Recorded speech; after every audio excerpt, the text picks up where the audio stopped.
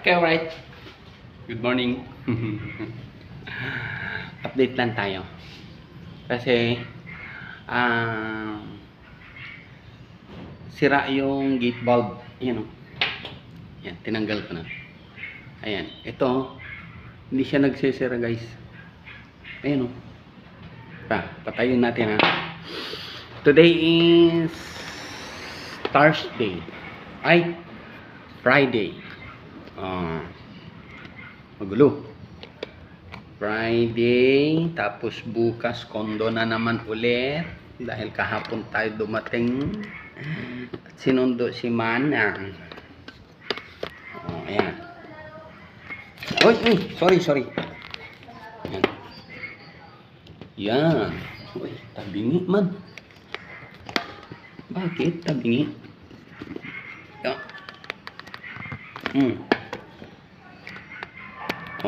Diba? Ito, pinutol ko na. Ayan. Ayan. Diba? Kita nyo? Kita nyo yan? Diba? Tinan nyo yung butas ha. Ayan. Pag isinira mo ng ganyan, bukas yan, bukas.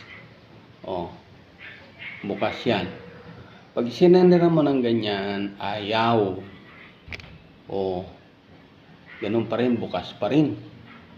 Pag in-open mo, ganyan, wala, sira. Kaya, buti na lang, minor, ano lang to. Ako naman, meron naman tayong karunungan ng konti, kahit pa paano, dahil galing tayo sa, dati naman tayong construction worker. At trabaho ko sa construction workers dati guys. Ewan ko kung nagkwento ko na to. Labor twing, pero nilalagay ako sa rough carpenter. Kasi yun, nung foreman ko noon, kaibigan ko, pati yung timekeeper, naikwento ko na pala. Ngayon, tuwing apply, bawat mag-a-apply, pag nag-a-apply kasi ako, hindi ako naglalagay ng skill. Labor lang talaga. Pag nag-apply ako, labor, puro labor. Ilan company na ang in-applyan ko, labor. Pero doon nila nakikita sa trabaho. Na minsan naikwento ko na dito na break time, kanto. Meron isang nangangarap na maging mason.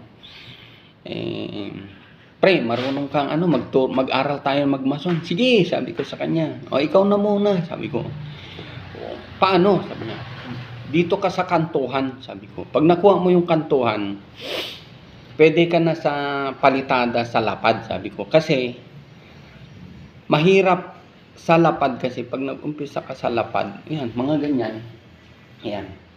Mga ganito. Pag nag-umpisa ka dito, at inilagay yung level bar, pag hindi nagtugma, yari ka doon, bako, o tatawanan ka noon ng mga kasamahan mo, leadman, yun, daming sasabihin. So, dito ka sa kantohan, sabi ko sa kanya. Ayun. Kantuhan. Paano? Ganito. Sabi ko gano'n sa kanya. Pero hindi namin alam na nanunood yung foreman at saka leadman. Di tinuturuan ko siya ganyan. Yan. Okay, ako labor mo. Sabi ko gano'n sa kanya. Nag-aral. Meron na siya. Kompleto na siya ng gamit. May kutsara. May ano ba yun? Rodelang kahoy. Rodela. Iba yung rodelang kahoy. Rodela kasi ngayon, nabago yung, ang gaganda yung mga nila. Hindi na rodelang kahoy. Pero yung mga iba, rodelang kahoy, yung mga hindi nakakabili, gano'n. Ngayon, rubber na yung mga iba. May mga may rodelang kahoy siya.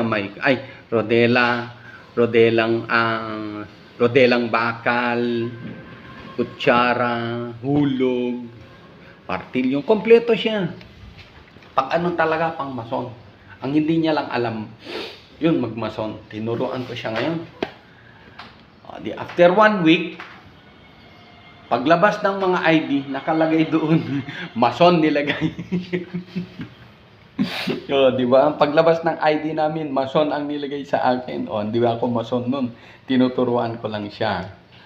Pero, sahod ko talaga labor. Ang mason kasi 350 noon, ang labor 280. So 280 lang. Okay na yun kasi okay, tanggap ko yun kasi labor naman na-applyan ko eh. Pero dun sa isang isang foreman, labor na naman na-applyan ko. Ngayon, meron isang porsyon na hindi pa nagagawa, na hindi pa nakesamehan. Sabi niya, doon sa leadman, i-layout mo, ipagawa mo kay Adato. Sabi niya, Adato kasi tawag sa akin, hindi tinatawag ako sa pangalan, apelyido.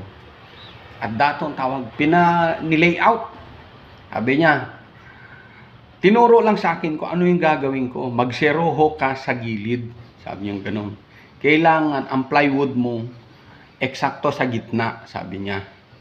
12 by 12 yan. Sabi niya gano'n sa akin. So, 12. Sabi ko gano'n. O, 24 or 24. Sabi niya. Kasi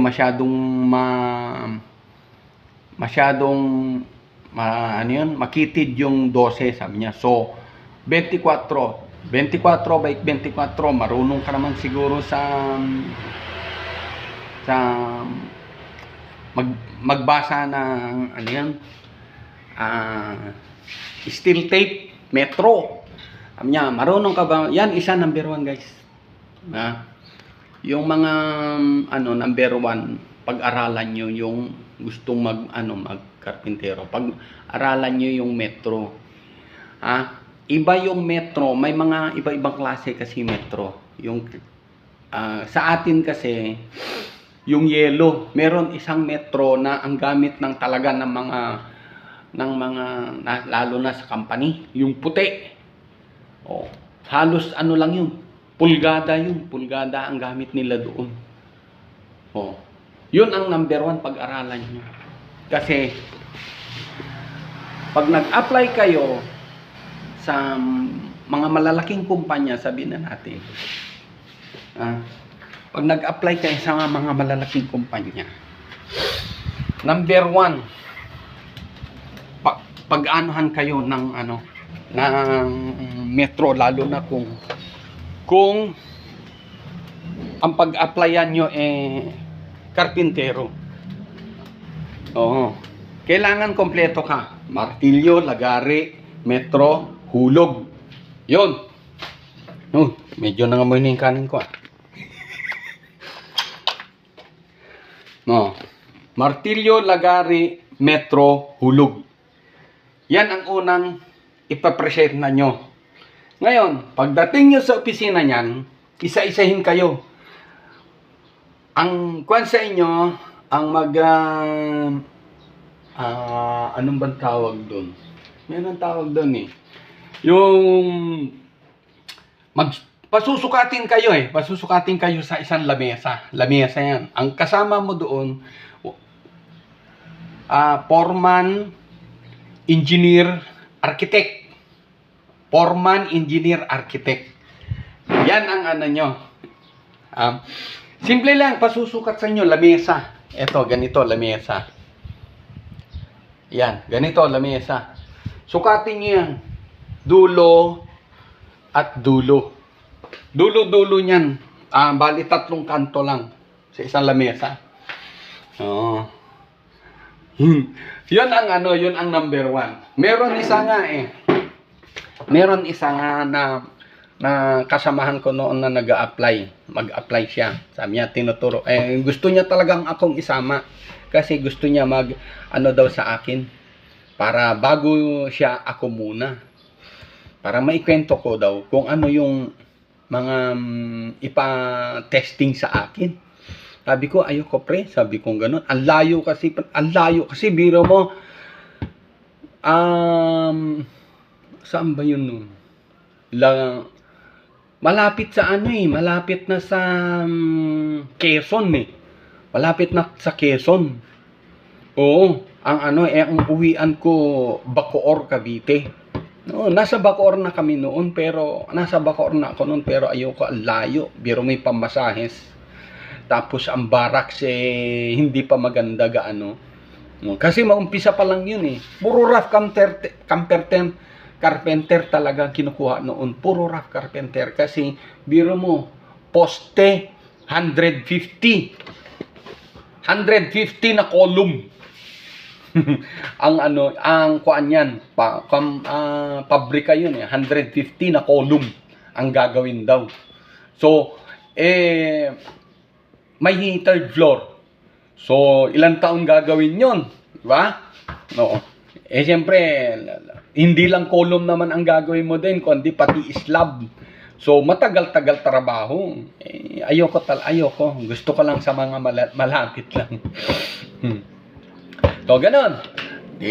Kwento ko yung, tuloy ko yung ano, pinagkesame ako. Tapos na yung layout. Nagkesame na ako. Puta. Chinek ng ano, ng leadman. Yung leadman, yung leadman ng labor, hindi siya makapaniwala na ano. Yung gamit ng ano namin, ng foreman. Yung martilyo at saka lagari, foreman ang ano sa akin. Ang nagpahiram sa akin. Pero yung ano, naghihiram na lang ako ng metro, ganun. Ayan. Mga kaibigan ko. Pagkatapos, yung mga siguro 2 oras ko lang yung ginawa. Ano lang, halos ganito kalaki lang. Yan, halos ganyan kalaki lang yung ano ko. Pero square siya, hindi siya pahaba, square. Nagbilib sa akin yung ano eh. Nagbilib sa akin yung foreman. After 2 weeks, 1 week. Sa 280 na sahod ko, after 2 weeks, 320 na ako. Ganun lang ang ano. Yun, kaya ganun ako nag-a-apply. Pag nag-a-apply ako, labor. Ayan, nagbilib lahat ng mga ano ko. Nagbilib lahat ng mga, hindi ko pagyayabang talagang toolbox meeting kasi tuwing umaga, toolbox meeting kami. Sabi ni Foreman, gayahin nyo si Addato. Sabi niya ganun. Hindi habang buhay, labor kayo. Sabi niya ganun. Sa mga, lalo na mga labor, sabi niya. Si Addato, nag-apply, labor. Sabi niya ganun. Pero nakita ko ang skill niya, may mapupuntahan ito, may mararating. Sabi niya. Lumipat kami ng isang project, isang site. So, dito sa may harap ng ano, Malacanang, ano yung tower diyan, yung bahay diyan, no? Harap ng Unilever kako sana. Malacanang Road na yun. Harap mismo ng Unilever, gawa ng sabon. Doon, naggawa kami doon. Ilang building yung ginawa namin doon. Pag-apply ko doon, sabi niya, rough carpenter ka, sabi niya ganun sa akin. Siya mismo, kasi siya pa ang dalawa kasi ang foreman doon eh. So, buti na lang, siya na ang nag-ano sa akin, pero yung mga iba doon kasi yung unang pumasok doon, mga mayayabang eh. So, ginawa akong sabi niya, mag-provide ka ng lagari mo. Bili ka ng lagari mo, 1 week. Ano mo na yan?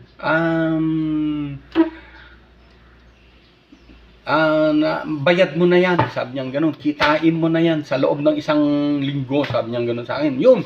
Pursige ako. Bumili ako ng lagari, hulog. Tapos yung martilyo ko, ninakaw. Dati sa isang site, bumili ako ng bago.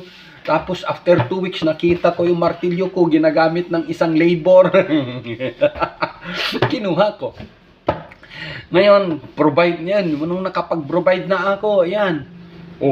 di rough carpenter, o di sumasahod na rin ako ng pasok ko doon, nung 320 doon sa inalisan, naging 360 na, o di lumaki-laki, o di sumasahod na ako ngayon na medyo malaki-laki na. Ang problema, yung mga kaibigan kong labor na, yun, minsan nililibre ko rin sila. Kasi siyempre labor lang sila, ganun. Ayan, pagka overtime kasi, pag sinabi ko kasi overtime tayo, lilibre ko pa yung ano nyo, yung merienda nyo, sabi ko. Basta samahan nyo ako mag overtime. Kasi guys, ang inaanuhan namin sa overtime, pagbuhos. Nasa ilalim kami ng mga pouring, yung mga bumabagsak na yung mga umaangat, lalo na pag sinisidsid. Siyempre, hindi mo maiwasan yung mga yung lumuwag na na tornilyo. So, kailangan mo yun higpitan habang sinisidsid nila yung halo sa column. Kailangan mo higpitan yung tornilyo na ipit. Yun. Doon kami kumuha ng tiba-tiba na sahod. Kasi biro mo yun.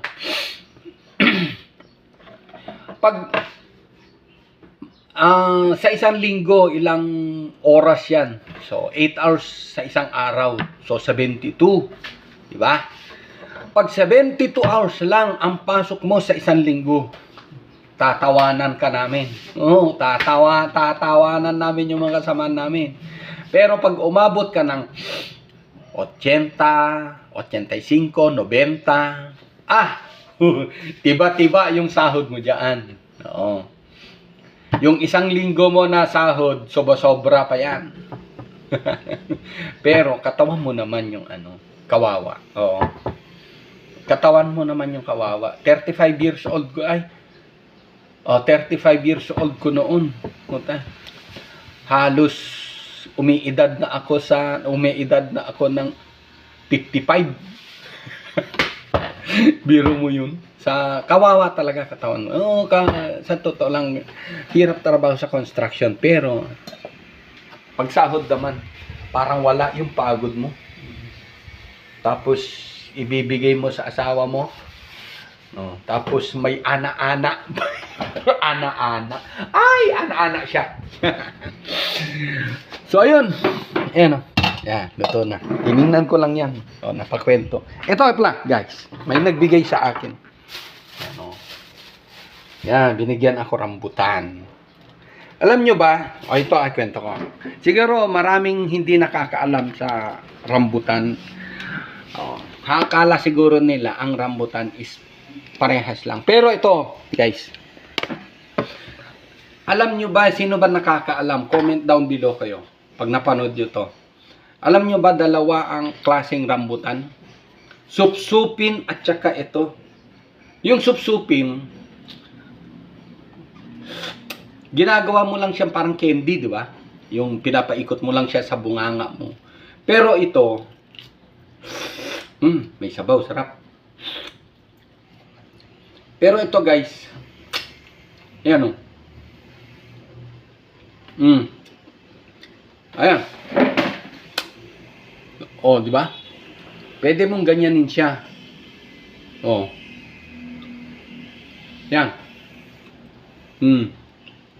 Makukuha mo yung buto. Mahiwalay mo. Pero may natitira. Yan. Malambot naman yan yung niya yan. Yun ang isang klaseng, ito ang isang klaseng Pero mas masarap yung ganito kasi doon sa supsupin, sarap. Guys, wait lang.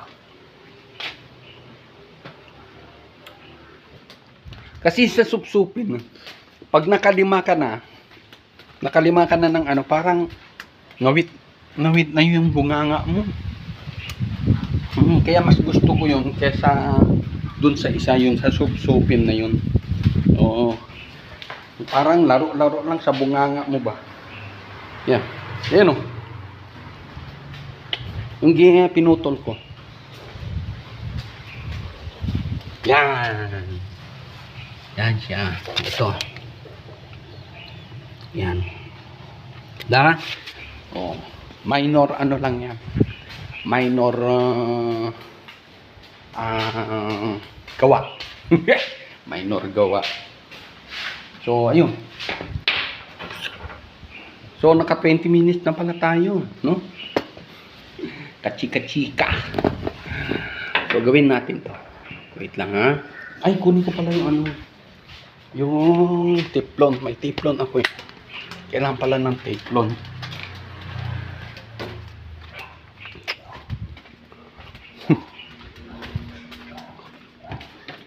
Yan ang gawa ng swerte nga nila boss eh. Kasi bumalik ako sa nila. Marunong na akong ano eh, sabi niya sa akin, kailangan pagbalik mo driver ka na. Kailangan pagbalik mo dito driver ka na. Eh, hindi driver. Wala, construction bagsak. Yan. 21. Panot kayo ha. So, yun.